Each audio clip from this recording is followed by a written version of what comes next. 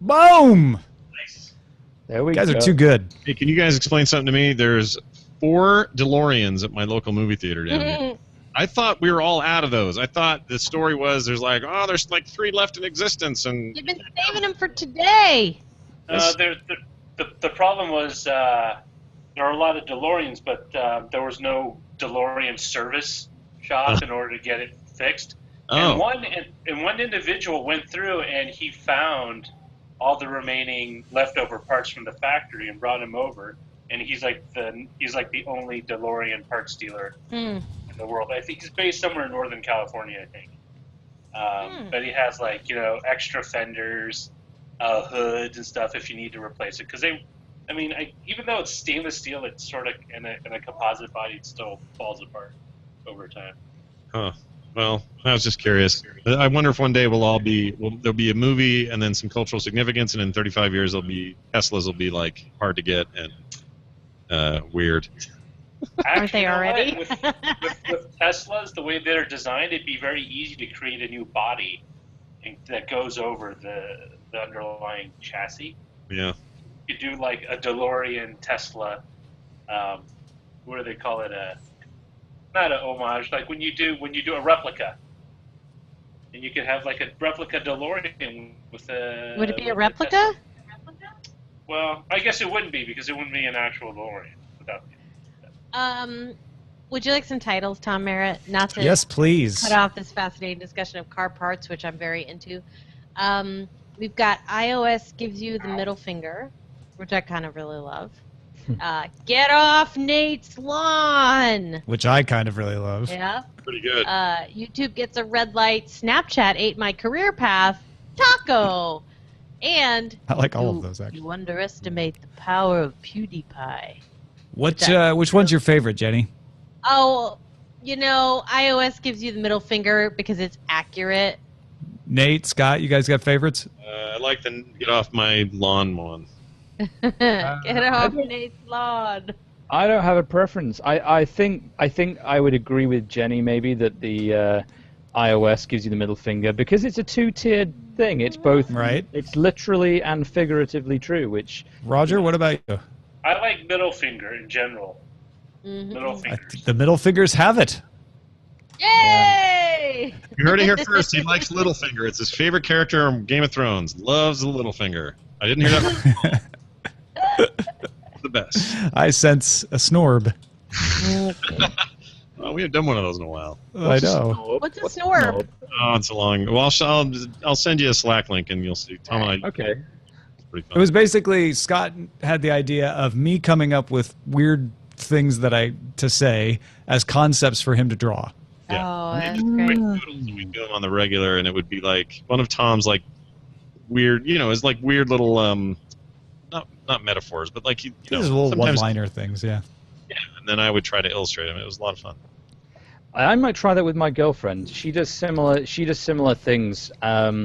She does a lot of very sort of odd cartoon type art, and the other day drew a full-sized octopus holding a load of balloons just out of nowhere and just sent it. There was no context to begin with. Like I would just send Scott, the alien never saw the monkey coming. Right, and then I would try to translate it. It was really a good exercise, actually. Really. That's a enjoyed it. great idea. That's a great idea. In fact, you know what, Tom? I'll tell you what I've still got. In fact, are they here? No, they're not here. She made this little wooden peg doll of Janeway. Oh, wow. From Voyager, Oh. and sells them on Etsy, and sold that one. That's And great. yeah, they're pretty neat. I'm always trying to think of odd. I got it to do one for my Elder Scrolls. Does it have a Online little cup of character. coffee? I think it does. Yeah. I Yeah, think it does. that's awesome. Yeah. Yeah. We'll do There's 7 coffee times. in that nebula. Yeah. Do it. Right. Well, this has been fun. It's Yeah. been a lot of fun. I really enjoyed it. I just put that link, everyone. Oh, to- cool. Oh, except you're not in here. Let me send it. Yeah, this was great, Nate. Thank you so much. No, thank you. It's always good fun. I always get very passionate about music and media and subscription stuff because it's one of these things where I sort of feel that everything gets about 90% great, but it's the 10% that I want, and that's the bit that they always seem to get kind of wrong, for me at least. Well, and that's what I love about bringing your perspective in there, because Scott and I will be like, well, this service costs a little more than that. What's more convenient for us to get our music? And you'll be like, it doesn't sound good enough, damn it. It doesn't. It really doesn't, though. It doesn't. And I'm not one of these people that says, you know, you should only buy Super Audio CD or Blu-ray audio, and only 5.1 is good enough for me. It's not, because a lot of the time, everything is basically fine. Like, in the world of technology, everything's basically fine, and we all argue over, you know, the 1% of tech that everyone's trying to outdo each other in. But when you get down to it, there's, you know, it's not an all or nothing world in media, and that's what I love, is that if you can mix and match, then you have the benefit of choice, and that's what makes it so good. So I'm always on the lookout for, you know, what can I blend my own kind of weird, fastidious curation of CD-based audio libraries with my own desperate love to wish that Spotify was in lossless or allowed me to merge my iTunes and Spotify library together. Or it's the same with Amazon and Netflix. Like, Netflix is going to start doing news now, which means that Amazon will probably start doing news in about 6 weeks. And well, hold on. Just to be clear, Netflix wants to do Vice-like documentaries. That's what they mean by news. Just so people don't get the wrong impression and think they're going to do like the nightly newscast. Yeah, or like a Today Show every day or something like that. Oh, you know it's only a minute away, really. They're going to have Jon Stewart. They're going to have, you know, whatever our English equivalent to Jon Stewart is. Well, they have Chelsea Handler, and that's what they pointed out when they were clarifying news. It's like, we're talking about stuff like that, so you may not be far off on the Jon Stewart thing. That'd be interesting. I think you know, the amount of money Amazon and Netflix are throwing at this, you know, the report is something like £130 million for that first series of the next Top Gear that Amazon's doing. Like, that's ludicrous money, like crazy money. But it did get thinking, if Amazon got into doing news, like if you imagine Amazon actually doing news as part of Amazon Prime, and you're watching a report about, you know, the refugee crisis or Syria or ISIS or whatever, and you're watching it thinking, man, this looks massive, but I have absolutely no idea what any of this is, and I don't know the context. Wouldn't it be great if it's like you recently watched the news you may be interested in, and here are several books or audiobooks or DVDs about the history of that topic or something along those lines? Like, Amazon is just good. If they get into that, and they will if Netflix is, because you know what Amazon's like, that is amazing. Like, that's just going to change how people consume news, and that makes I'll tell you a company that's blowing it as far as news goes right now is YouTube. Because YouTube has everything you just talked about. Like, the Young Turks are the most famous, but there's all kinds of good quality news content buried on YouTube. Yeah, buried's the key word. I mean, where do you start? Yeah. I can barely find my own videos half the time, and I know exactly what my name is. And I struggle to find it. It took me 3 searches to find the link to the live stream from you today, Tom, because I tried I tried Tom Merritt, then I tried Ace Detect, Tom Merritt, YouTube Live, and then I eventually probably should have done the first time is type Tom Merritt, DTNS, Live, YouTube. But it still took me a while to get there, and I'm on it, and it took me that long. Yeah. So, I agree completely. It's curation, isn't it? Because they rely so much on automation. Maybe they need better curation. That's why they're doing a kids app. That's why they're doing a gaming app. That's why they're doing a music app.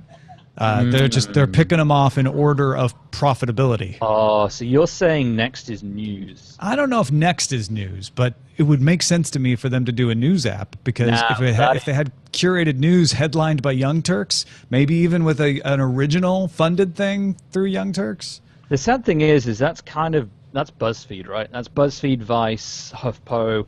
They are the YouTube news channel because that's all their content. And they do rev share with all of them. Jenny, am I crazy? About what? About news.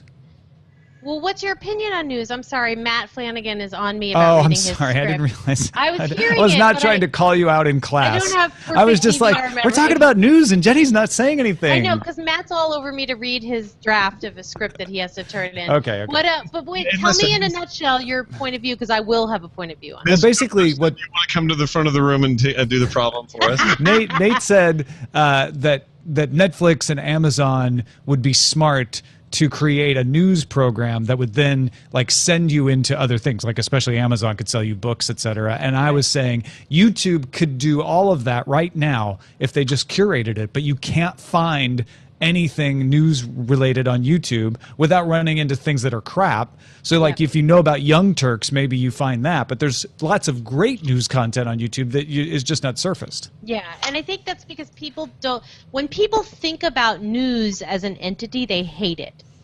They are mad at it. They think it about sounds like media. broccoli.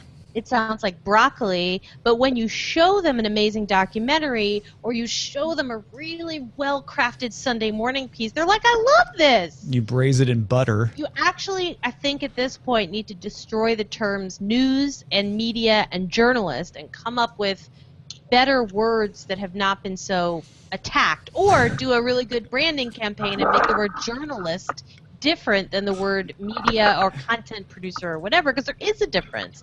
But you heard it, folks. Jenny said destroy journalists. You know what? You're so right. You're so right. And I was sitting agreeing with one of your guests from, I think it was Africa Tech. Or, Eric Olander?